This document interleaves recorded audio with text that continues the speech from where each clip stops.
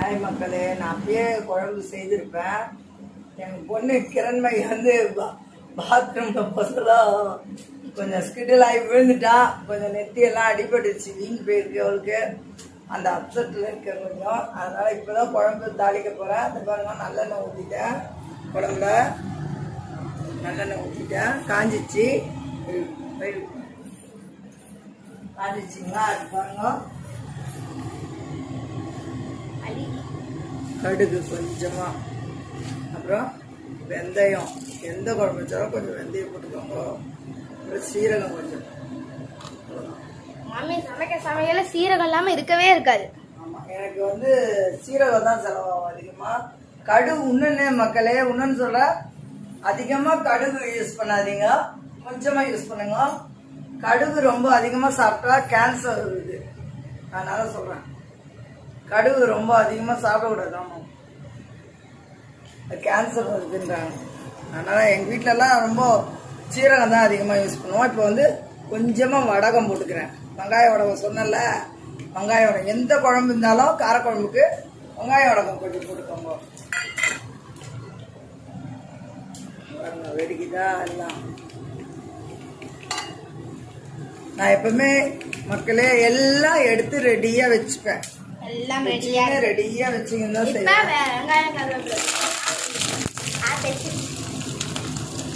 வெங்காயம் கருவேப்பிலை பாருங்க, மனமே நல்லா இருக்கும். அந்த வடகம் சமைச்சு கொடுத்தா குழம்புல தேடி பார்ப்பேன். நான் வடகத்தையே கண்ணில் தெட்டுப்படாது, கரைஞ்சி ஓடிடும் வடகம். அது ரொம்ப டேஸ்டா இருக்கும். கையில தட்டு போச்சுன்னா சாப்பிடுவோம், நல்லா கசப்பெல்லாம் இருக்காது, நல்லா மொறு மக்களே. நான் சொன்ன மாதிரியா எங்க ஹஸ்பண்டுக்கும் கொஞ்சம் உடம்பு சரியில்லை, எல்லாம் அப்செட் ஆகிட்டு இருக்கேன் நான். அவரோ இப்போ பாருங்க, ஆஃபீஸ்க்கு ஃபோன் பண்ணி சாப்பிட்டாரா என்னன்னு.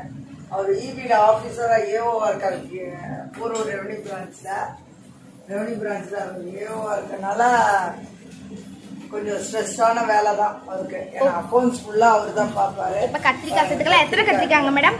2 கத்திரிக்காய், நல்லா பெரிய வெள்ளை கத்திரிக்காய். இப்போ சீசனில் வெள்ளை கத்திரிக்காய் நல்லா அரிஞ்சு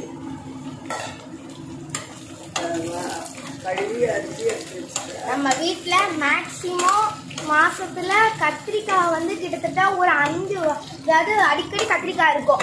கத்திரிக்காயில வந்து பென்சிலின் இருக்கு, நல்லது. நம்ம வீட்டுல கத்திரிக்காய் பிரியர்கள் இல்லைன்னு யாருமே சொல்ல முடியாது. ஒண்ணு பொரியலா இருக்கும், இல்லைன்னா குழம்பா இருக்கும். ஏதாவது ஒண்ணு கத்திரிக்காயில மிதந்துட்டு இருக்கும். எப்பவுமே கத்திரிக்காய் மாத்திரம் கொஞ்சம் வாங்கி வச்சுப்பேன். எந்த காயம் இல்லைன்னா கத்திரிக்காய் வந்து யாராவது போட்டு குழம்பு வச்சுருவேன், இல்லை அதை பொரியல் பண்ணிட்டு பருப்போ ஏதோ கடைஞ்சிடுவேன் நான். நம்ம வீட்டில் அதாவது ரொம்ப நல்லது, கண்களுக்கு நல்லதுன்றதுனால வீட்டில் எப்பயுமே சமைப்பாங்க கத்திரிக்காவை. ஓகே, இப்போ நெக்ஸ்ட் என்ன? எத்தனை தக்காளி? எங்கள் அம்மா அதாவது டேஸ்ட் பார்க்காம சமைக்கும் போது அருமையாக சமைப்பாங்க. நான் ஏற்கனவே சொல்லியிருக்கேன், என் கணவருக்காக உப்பு கம்மியெல்லாம் போடுவேன். உங்களுக்கு நீங்க ஏற்ற மாதிரி போட்டுக்கலாம். இப்ப மஞ்சள் தூள் கொஞ்சோண்டு. இப்போ ஒரு மேல கத்திரிக்காய் அப்படியே சாப்பிடலாம். இப்ப நல்லா கலந்துக்கலாம். கத்திரிக்காய் வந்து அந்த எண்ணெயிலேயே பாருங்க கலர் மாறிடுச்சா பாருங்க, மாறிடுச்சு கலர்லேயே. எண்ணெயிலே கலர் மாறிடுச்சு. நான் செய்யறதெல்லாம் ஒன்றும் இல்லைங்க, எங்கள் மதர் செய்வாங்க, எங்கள் அம்மாலாம் சமைச்சாங்கன்னா. இப்போ எத்தனை தக்காளி? சூப்பரா ஒரு 2 நாட்டு தக்காளி நல்லா அரைச்சு அப்பதான் குழம்பு நிறைய கிடைக்கும் நமக்கு. குழம்புன்னு இல்லை, கிரேவியா இருக்கும். அது பாருங்க, அதுலயே கொஞ்சம் மசில அது வெந்துடும் கொஞ்சம். நல்லா தக்காளி பிரியே, தக்காளி எடுத்து சாப்பிடுவேன் முழுசா இருந்துச்சுன்னா. நான் சொன்ன மாதிரி வத்த குழம்பு பொடி கொஞ்சமாக போடுவேன், நிறைய போடக்கூடாது. இந்த குழம்புக்கு கொஞ்சோண்டு போடுவேன், கொஞ்சமாக போட்டுப்பேன். அப்புறம் தனியாத்தூள் கொஞ்சம் போடணும் இந்த குழம்புக்கு. அது தேங்காய் கொஞ்சம் அரைச்சி ஊற்றுறேன் இந்த குழம்புக்கு, அதனால் தனியாக கொஞ்சம் போட்டுக்கிறேன். தனியாத்தூள்லாம் நாங்கள் வீட்லேயே அரைக்கிறது. எல்லாமே வத்த குழம்பு பொடியிலேருந்து எல்லாமே நாங்கள் வீட்லேயே அரைச்சி வச்சோம். நான் எதுவும் வெளியில் வாங்க மாட்டேன் மக்களே. அது என்னென்னமோ கெமிக்கல் போட்டு செய்யறாங்க. அதனால இது வீட்ல அரைக்கிற குழம்பு தூள். எத்தனை ஸ்பூன்? காரம் வந்து வேணும்னா ஒரு 3 ஸ்பூன் போட்டுக்கலாம் நீங்க. எவ்வளோ காரம் வேணுமோ அவ்வளோ போட்டுக்கலாம். எங்க அப்பா சமைக்கல செம்ம காரமா எங்க இருக்கும் அப்பா எங்க வீட்டுல சமைப்பாரு, என் கணவர் சமைப்பாரு மக்களே, சூப்பரா சமைப்பாரு. அவரு அதெல்லாம் யாரும் சமைக்க முடியாது. அவர் வந்து அவங்க வந்து மதுரைக்காரவங்க, சாத்தூர் மதுரைக்காரவங்க. அதாவது எங்க அம்மா கைப்பக்குவம் தனி, எங்க அப்பா கைப்பக்குவம் தனி. சென்னையிலேயே பிறந்து சென்னையிலேயே படிச்சு சென்னையிலேயே கல்யாணம் பண்ணிட்டேன். என் கணவர் வந்து மதுரை சாத்தூர் மக்களே. அதனால அவரு சமையல் வந்து அது ஒரு டேஸ்டா நல்லா இருக்கும். அந்த சமையல் அதே நான் புளி தண்ணின்னு ஒண்ணு வைப்பாரு. ஐயோ சொல்லாதீங்க மக்களே. புளி தண்ணின்னு ஒண்ணு வைப்பாரு. அதெல்லாம் நம்ம வீட்டுல வந்து 3 நாளைக்கு ரசம் வைக்க மாட்டாங்க, வச்சு வச்சு சாப்பிடுவாங்க. அதே ரொம்ப கிரேவியா பண்ணாலும் புளிக்காத்து. புளி தண்ணி நான் வைக்கிற ரசம் வந்து நான் தக்காளி ரசம், பருப்பு ரசம் இதெல்லாம் வைப்பேன். நானு வேணுன்ற அளவு தண்ணி ஊற்றிக்கணும். வச்சோம்னா இது இன்னும் இந்த கத்திரிக்காய் கொஞ்சம் வேகட்டும். வெந்த உடனே கொஞ்ச நாள் வேகட்டும். அது கத்திரிக்காய் வெந்த அப்புறம் அது பாருங்க புளி எடுத்து வச்சுக்கேன்னா தேங்காய் கசகசா அரைச்சி வச்சுக்கணும். தேங்காய் கசகசா கொஞ்சம் அரைச்சி வச்சுட்டேன், புளி கரைச்சி எடுத்து வச்சுட்டேன்.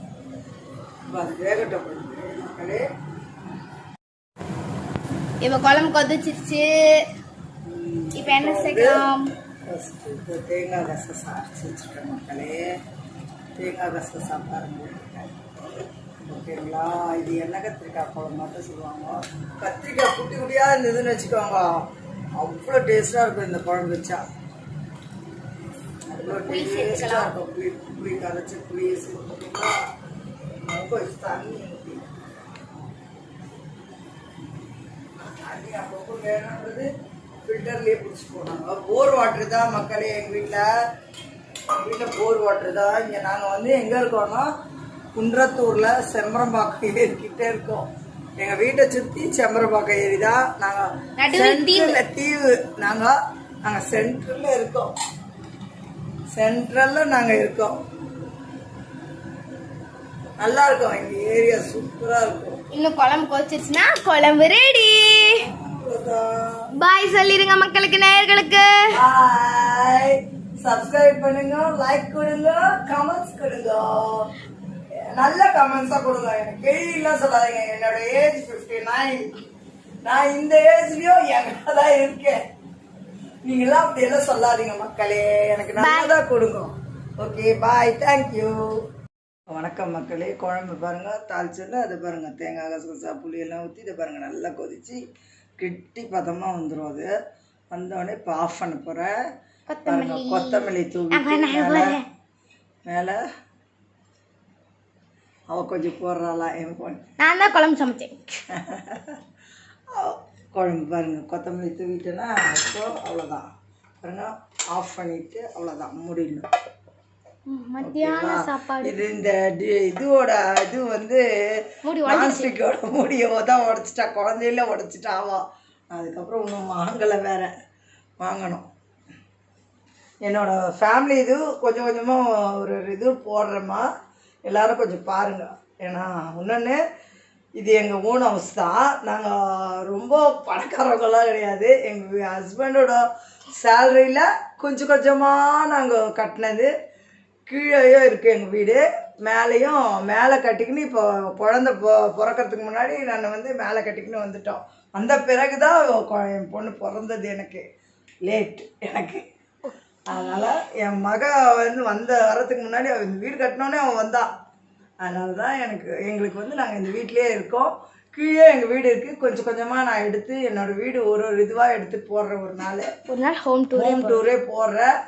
ஏன்னா இன்னொன்று அது ஃபுல்லாக ஒரே நாளில் எடுக்க முடியாது, ஏன்னா பெருசு வீடு. அதனால் ஒரு நாள் ஒரு இதுவாக போடுறேன் நான். எனக்கு லைக் கொடுங்க, சப்ஸ்கிரைப் கொடுங்க. தேங்க்யூ மக்களே. வணக்கம். பாய் மக்களே.